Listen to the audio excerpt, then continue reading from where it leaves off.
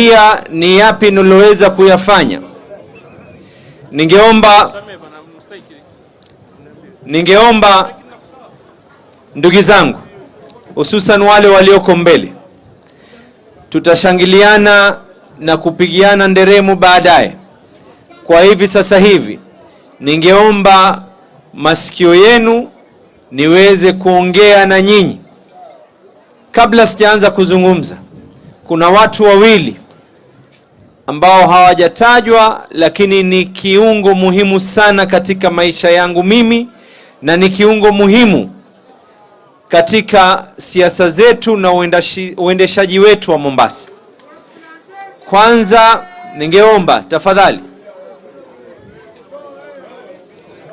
na amevaa na fulana yangu, mimi ni mtu wa discipline, asante.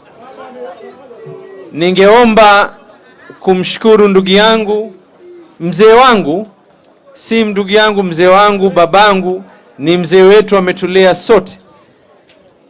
The last mayor and the only mayor remaining of Mombasa, mzee wetu, mzee Mudhar. Twashukuru kwa kutushika mkono na kuwa pamoja na sisi. Mzee Mudhar amekuwa proposer wangu nilipokuwa mbunge mara ya kwanza, mara ya pili, na nilipokuwa na gavana. Na naambiwa kwa gavana Hassan alijua pia alikuwa ni proposer wake. Sasa hiyo ni dalili kwa yote anataka kusimama, anajua ni nani kumfuata wewe proposer wake. Na pia vile vile nataka kumshukuru mzee wangu ambaye hafla binvu katika hizi ngoma za siasa huwa kijana. Mzee wangu mwenye Omar, ambaye watu, chairman wangu wa CDF, ameniomba anataka kustaafu, lakini mimi nitazungumza na familia yake, ni lazima tuweze kuwa pamoja na yeye anisaidie na kazi hizi, sio? Sasa mimi nitaomba niongee kwa lugha ya Kiingereza kwa sababu tuna wageni wengi ambao tunahitaji tuweze kufanya na wao kazi pamoja, sio? Your Excellencies, the 10th Vice President of the Republic of Kenya, Stephen Kalonzo Musyoka, Madam Martha Karua, Your Excellencies, High Commissioners and Ambassadors, Your Excellency, my Deputy Party Leader and the first Governor of Mombasa, my brother Hassan Ali Joho, Your Excellencies, colleague governors and deputies, honorable senators, members of parliament, members of county assembly, distinguished guests, na kwa jumla ndugu zangu wote, hamjambo. Na waitikie na wamkua tena, hamjambo tena. I am delighted, I am truly delighted and humbled to stand before you here today at the iconic Mama Ngina waterfront, a landmark and testament of the great beauty of our Mombasa County. Let me begin by welcoming you all to County 001 on this auspicious occasion that demonstrates the vibrancy of our democracy, the smooth transition of power between successive governments. You have come from far and wide, and I'm grateful to each and every one of you for taking the time to share this special moment with the people of Mombasa. This is a sign of the great support for our movement to give our county a new beginning. This is a sign that our movement is the people's movement, and indeed the people have voted for the People's Project. My reciprocating pledge to you all is that Mombasa shall remain to be of the people, for the people, and by the people. I'd like to take this opportunity to thank the people of Mombasa for exercising their democratic right on the 29th of August and coming out to elect a governor of their choice.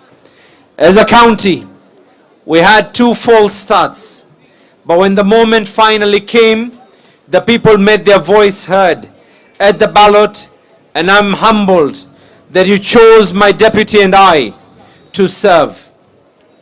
I will always and ever be unforgiving for running a clean campaign with the greatest respect and dignity for all.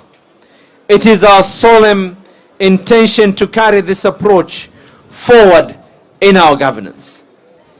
Now that the elections are behind us, I would like to take this opportunity with utmost humility to extend a hand of friendship to my electoral competitors and all those who may have voted for other candidates. I have personally called those who competed against us, and today I make special recognition of my brother, His Excellency Daktari William Kingi, for being here together with us. Let us join hands and let us join efforts to unite the people of Mombasa and forge ahead to tackle emerging challenges together. I want to assure every resident of Mombasa that whether you voted for Abdul Swamad Sharif Nasir and Francis Toya, or you voted for anyone else, it is my solemn oath before the Almighty that I shall be a servant governor to all, regardless of the color of their skin, their ethnicity, their religion, or their political beliefs. The greatest revenue that we enjoy as a county is that of our people. Over the past 10 years, when I served as a member of parliament from Vita constituency, I was at the heart of efforts to unite the diverse communities residing in Mombasa County. I have worked hand in hand with the people to create a sense of communal belonging where everybody feels welcome in Mombasa. My commitment today is to carry this forward as your servant governor. I thank you for the confidence you have shown in my leadership. When I first declared my intention to vie for the position of Chief Executive of Mombasa, I did so out of a deep desire to transform our beloved county. This journey has never been about me, but this journey has always been about us together collectively. It has been about uplifting the lives of the residents of Mombasa and bringing the fruits of devolution through the doorsteps of each and every household in our county. This journey has been about making Ugatuzi work for you in line with the dreams and vision of those who came before us, those who fought for Majimbo, illustrious names, the likes of Ronald Ngala, and the likes of my late father, Sharif Nasir, and an icon who is living right now, my party leader, Raila Amolo Odinga. And at this juncture, to wish those who are no longer with us, those who have departed and have been there with this struggle, may the Almighty bless them in a better place, and may they be proud of the achievements we have achieved and those we are yet to achieve and have targeted to. I intend to honor our historical promise and bring devolution to you, the people. Within the first 100 days of my administration, I intend to roll out the Serikali Mitaani program. Serikali Mitaani will bring government and all its services from the governor's office in Treasury Square directly to you in your various homesteads. We want to make sure services are easily accessible to you wherever you are. Towards this end, my government shall with immediate effect issue a directive that the sub-county administration is expanded from sub-county and ward administrators to include village administrators who will be drawn from our local communities in order to enhance the efficiency of service delivery. The success of my county government shall be determined by the collaboration and support of our esteemed county government workers. The journey to transform Mombasa shall not be a short sprint, but shall be a long-distance marathon. And I cannot do this alone. We will require everyone's support. I cannot do it without each and every one of you. This is why it is my topmost agenda that it shall be to ensure that we have a good working relation with you, the county employees. Your input shall be invaluable, and I will do my part to ensure you are well treated, including the timely payment of your salaries and the diligent remittance of your statutory deductions. As your servant governor, my top priority shall be the economic revival of Mombasa County. And I'm glad during my inaugural speech that we have developed partners with us here today. It is timely to say that we must tackle the ticking time bomb of unemployment.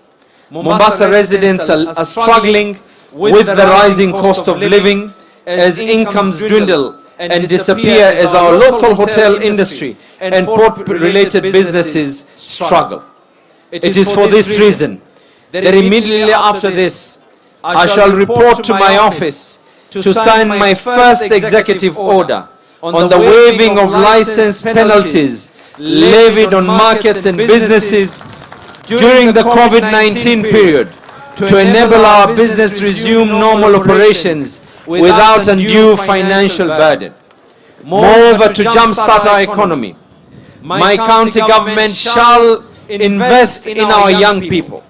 We will roll out the Skills Mitaani program through the Serikali Mitaani structures that will enable our youth to get certified technical training.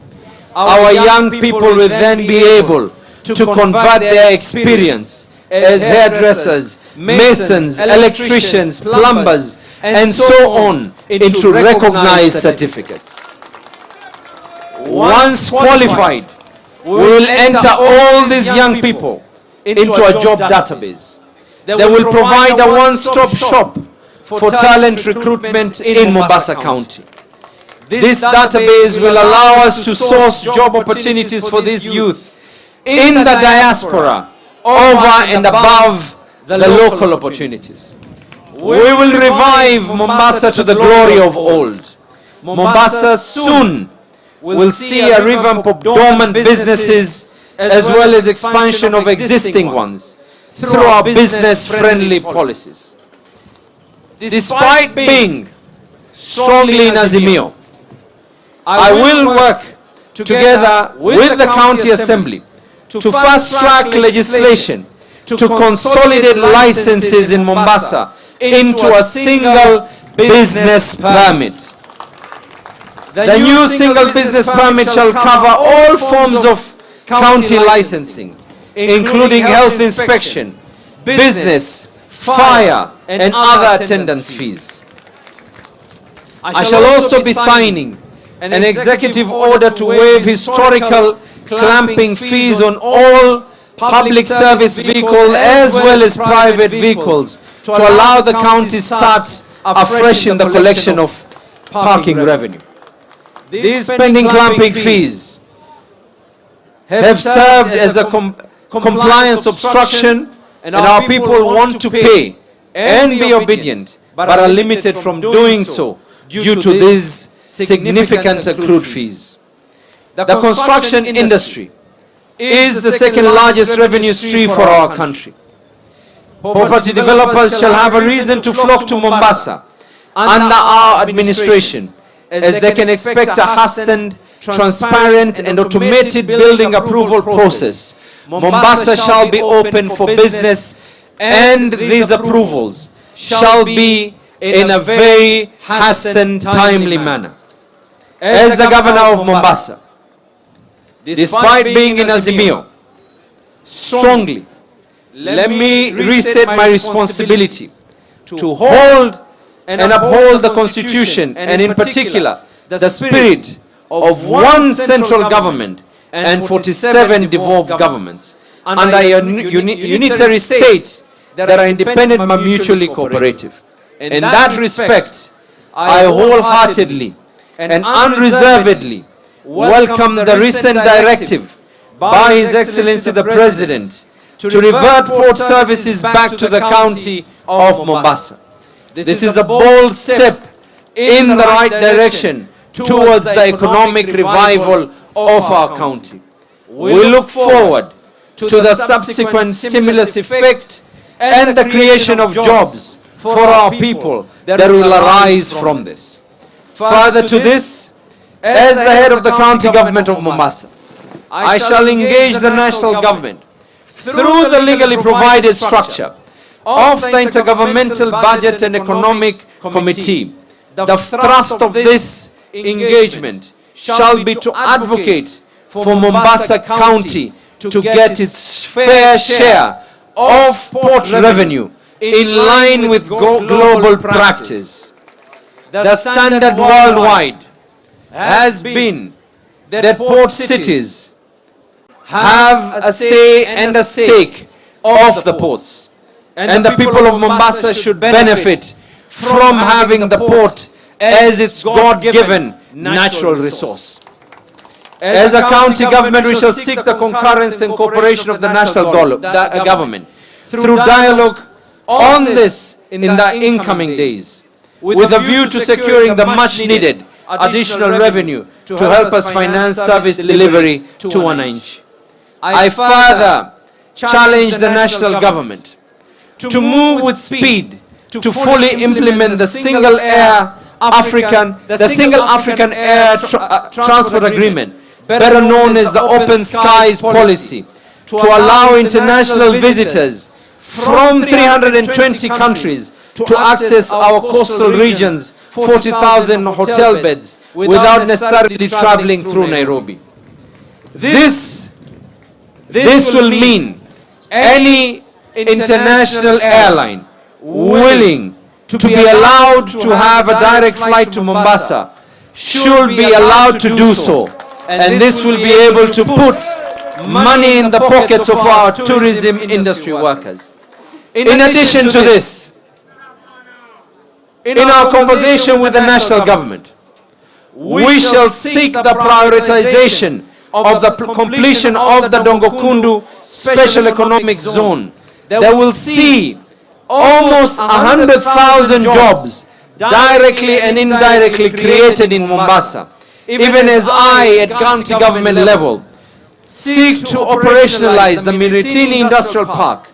The Miritini Industrial Park, as outlined in our manifesto, shall provide tax incentives to local small, medium-scale manufacturing businesses to encourage their setup in Mombasa. This is the kind of mutual cooperation Kenyans want to see between the two levels of government. The people of Mombasa have known me and know how deeply passionate I am about education and the power that it has to change the lives of ordinary people. My county government shall run a comprehensive school bursary program aimed at improving school enrollment. No child should drop out of school due to lack of fees. Mombasa's enrollment rates ought to be much higher than they currently are. The long-term strategy in fighting poverty and unemployment in Mombasa can only be through education and vocational skills training.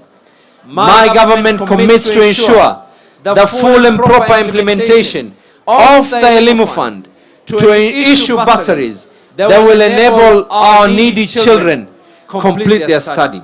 The distribution of these bursaries shall not be at Treasury Square. The distribution of these bursaries shall be at Mitaani level through the Serikali administrative system that will bring on board stakeholders such as the churches, mosques, temples, local community organizations, our elected members of county assemblies and local leaders in determining potential beneficiaries at ward level. My third executive order shall be to implement orders abolishing land rates levied upon registered places of worship, including churches, mosques and temples. The Constitution of Kenya 2010 enshrines the freedom of religion without any form of encumbrance. We will remove any obstacles to our people's inalienable right to free worship. Mombasa shall remain the diverse and multicultural hub it has been since it came to be hundreds of years ago. Across the county of Mombasa, thousands of families are one hospital bill away from financial disaster. Thousands of families have had to sell properties and remain destitute to save the life of a loved one. My government shall formally introduce Mombasa Care to bring this to an end. Mombasa Care is an initiative to ensure that our residents of Mombasa are covered under the umbrella of the National Hospital Insurance Fund.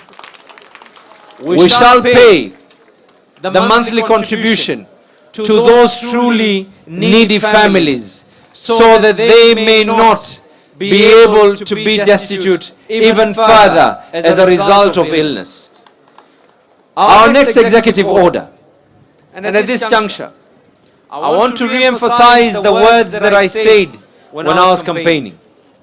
It is my job, once elected, that I shall continue in the good work that was initially started by the former Governor Hassan Ali Joe.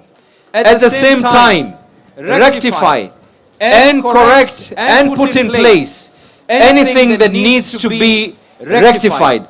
And my job is to ensure that we have any obstacles as a learning lesson to each and every one of us. And it is for this reason, one of the departments that deservedly put Mombasa in the right place was health. We'll be learning from this, and one of the first executive orders, the second, will be to establish a health task force whose mandate shall be to unravel what ails our healthcare systems in Mombasa.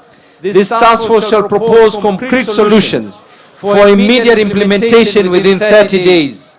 From these proposals, my government will endeavor to resource the devolved healthcare infrastructure at sub-county level so that there is adequate healthcare staff, medication and equipment to serve the needs of the people.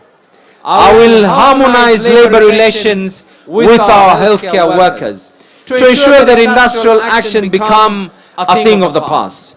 We will deal conclusively with the endless strikes in our health sector through open, honest dialogue with our healthcare workers. We will resolve issues of continuous and progressive training for our healthcare workers and process overdue promotions in consultation with the County Public Service Board. And as well, incorporate community health workers and community volunteers in this task of ensuring that the health sector remains to be number one, not just in Mombasa, but the whole of Kenya. During the electioneering period, I spoke extensively about the Mombasa Mwanzo Mpya, which has been about inclusivity and bringing people together. Today I make the public commitment that my government will reflect the face of Kenya. There shall be no discrimination, and I will always endeavor to uphold my oath without fear or favor for the benefit of the people of Mombasa. I want to assure the people of Mombasa that under my leadership, we shall look for alternative ways to tackle the issue of garbage and garbage collection. Within the first 100 days, my government shall float an international expression of interest to invite strategic partnership to assist the county comprehensively manage our solid waste in a manner that is sustainable and not just affordable but profitable for us as a county. We can be able to turn Mombasa into an energy producing county through the garbage that is produced on a daily basis. My intention is to run a transparent and accountable government in line with the provisions of the law and the Constitution of Kenya. I welcome the oversight of our members of County Assembly, our Senate, and the civil society. Every step of the way, we will espouse the spirit of public participation. My administration shall endeavor to always share information for public scrutiny, and I encourage our brothers and sisters of the civil society to conduct continuous social audits of the county's processes.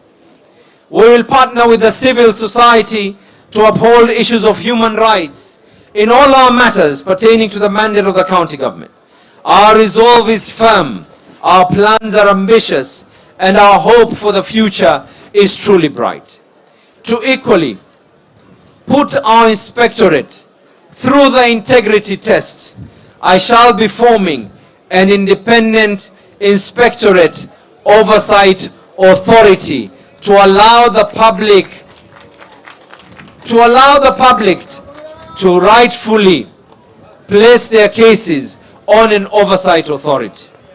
In closing, I'd like to once again thank and take the opportunity to recognize all the national leaders who have gathered with us here today.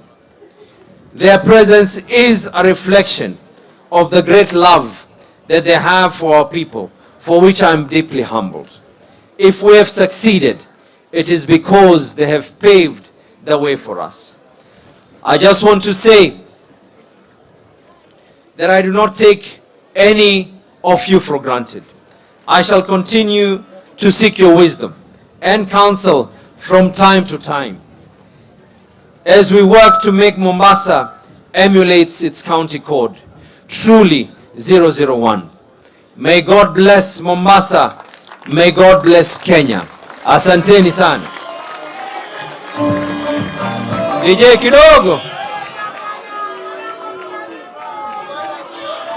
Kidogo. Nimeongea kimombo sana.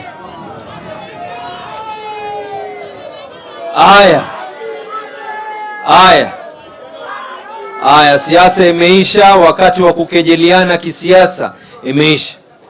Mimi nawaomba na nawasihi. Mmoja kidogo yule aweza kuzungumza mpaka alfajiri kesho. Namjua. Nilikuwa naye nikiwa Jomvu tukifanya kampeni na bado. Asante. Mimi kwa niaba yangu kwanza ni kutoa shukrani kwenu nyote. Huu ushindi si wa Abdulswamad Sharif Nasir na Francis Thoya peke yake. Huu ushindi ni ushindi wa watu wa Mombasa wote. Kauli yangu kwa watu wa Mombasa, siasa tulifanya na tukaweka heshima katika siasa zetu. Sasa ni lazima tugeuze siasa, tuifanye kazi ile tuloweza kuwaahidi watu wa Mombasa. Hatuwezi kufanya kazi ikiwa tutaendelea na lugha ya kukejeli wale tuloshindana nao. Ni lazima tukubali wakati umefika wa sisi sote kushikana mikono na kusema tuisongeze Mombasa mbele. Mombasa ilipigiwa kura kwa kura ya debe ya siri. Hakuna anayejua aliyenipigia kura ni nani na ambaye hakunipigia kura ni nani. Lakini ni lazima tuwahudumikie watu wote wa Mombasa. Naomba mutupe nafasi tuweze kubadilisha manifesto yetu iwe ni kazi zile mnazozitaka. tunataka kuanza kuweka mikakati, na hatutoanza kusema tunasubiri wiki ijayo ama nini. Kazi inaanza moja kwa moja tukitoka hapa. Ni lazima mutupatie muda tuweze kurekebisha, ili watoto wetu, vijana wetu, ndugu zetu waweze kupata ajira wanaostahiki katika Mombasa hii. Haya hayatowezekana ikiwa tutaendelea na lugha za kejeli za kampeni. Haya hatowezekana ikiwa tutakuwa hatutopeana nafasi ya kuifanya ile kazi. Mimi kauli yangu ya mwisho, kazi hii hatutoweza kuifanya peke yetu. Hii kazi lazima tuifanye, na kilio changu kwanza kwa wale waliokuwa ni wafanyikazi wa kaunti, lau ulikuwa unakubaliana na mimi katika wakati wa kampeni ama unanipinga katika wakati wa kampeni, sasa haijalishi, nimekusamehe na naomba tuende mbele. Kile ajenda yetu, manifesto yetu itawekwa katika karatasi inaitwa County Integrated Development Plan, CIDP. Tukiiweka namna hii, hakuna tena siasa. I am expecting na nataraji wafanyikazi wa baraza la kaunti ya Mombasa, bila ya hivi wala hivi, tukiwaambia njia ni hii, tuelekeni njia ni hii, ili tuweze kuboresha kaunti yetu ya Mombasa. Tumeelewana, sio? Mimi na ndugu yangu hapa Francis tumejitolea kuweza kuleta yale mabadiliko mnayoyataka, lakini katika hali ya kujitolea ni lazima tuifanye hii kazi pamoja. Na mimi naendelea tena kuchukua fursa kutoa shukrani za dhati kwenu nyote, na kila mmoja amekuwa na katika mstari wa mbele pamoja na sisi. Mwenyezi Mungu awajalie kila la kheri katika yale yote mnaoyafanya. Sasa ni nafasi yetu tuweze kuleta utajiri katika maeneo yetu ya Mombasa, kazi ziweze kupanuka, watu waweze kutabasamu. Tukionana elections zijao, hatuna tena kampeni, muniambie sisi tunapigwa bila ya kupingwa, sio? Asanteni sana Mombasa na mubarikiwe.